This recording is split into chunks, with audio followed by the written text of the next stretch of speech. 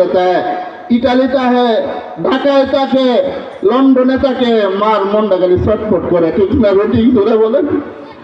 ঈদের দিন আসলে বাবা ঈদের মাঠে যায় কান্না করতে করতে, মা শুধু ছটফট করে, গরুর গোশত নিয়া মুখেও দেয় না। আমেরিকা যে আছে সন্তানটা, ওই সন্তানের কথা চিন্তা করে, আরে আমার সন্তান যদি থাকতো তাইলে ঘুরায় গড়ায়া গোশতের টুকরা গুলা খাইতো। আরে সুন্দর রুটি বানাইছি, আমার ওই ইলিয়াসটা, আমার ওই আরমান ছেলেটা, আমার এই সিয়াম ছেলেটা একটু পরে পরে খাইতো। ঠিক থাকে ঠিক করে বলেন। বাইজিদের মা, খুব কম সময়ে কথা বলবো, বাইজিদের মা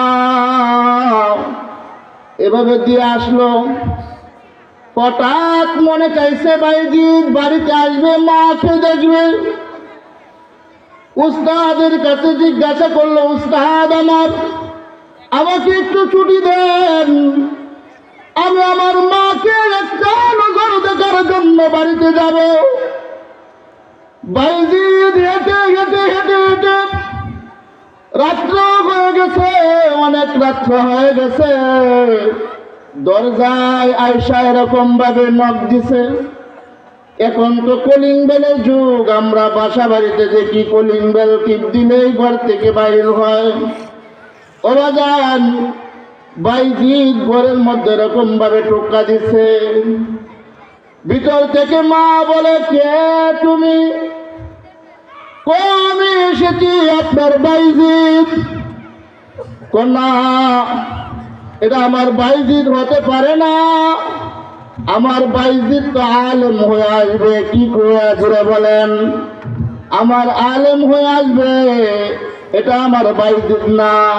বারবার ডাক দেয়া বলে, মাগো তোমাকে একটা নজর দেখে যাব, আমি বাইজিদ এসেছি, আমি আলেম হয়েছি। ও না, এটা আমার বাইজিদ না, উস্তাদের কাছে বলেছি আমার বাইজিদ হাফেজ হবে, আলেম হবে, তারপরে বাড়িতে ফিরবে। দেখেন মা সন্তান কেমন ফিরে গেছে। না, যে শক্ত মা ফিরে গেছে, আবার রওনা দিছে। কয় এখন যতক্ষণ পর্যন্ত আলেম না হইয়া ততক্ষণ পর্যন্ত বাড়িতে যাইতাম না। জোরে বলেন আল্লাহু আকবার। ছোট্ট মানুষ হাফেজ হয়েছে।